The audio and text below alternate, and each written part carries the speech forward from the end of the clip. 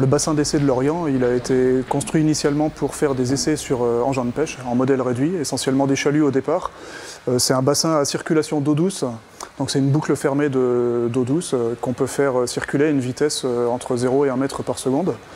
Donc c'est un bassin qui a des dimensions et une vitesse qui sont adaptées à des engins de pêche à l'échelle 1/20 pour ceux qu'on utilise ici. Aujourd'hui, on travaille dans le cadre du projet Reverse. C'est un projet financé par le FEAMP.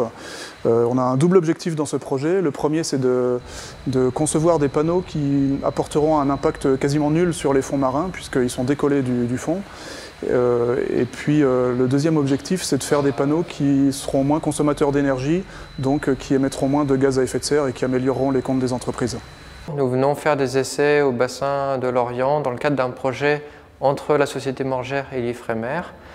Après avoir fait des études numériques en interne chez Morgère, nous venons maintenant valider le dessin du panneau dans des conditions intermédiaires entre les conditions réelles et les essais numériques. Donc on vient voir si le panneau se comporte bien, s'il est stable et peaufiner les réglages du panneau pour avoir la meilleure performance possible. Aujourd'hui, on a deux types d'essais. On a un premier type ce matin où on a mesuré les efforts qui s'appliquent sur le panneau, les efforts hydrodynamiques, donc efforts d'écartement et efforts de traînée.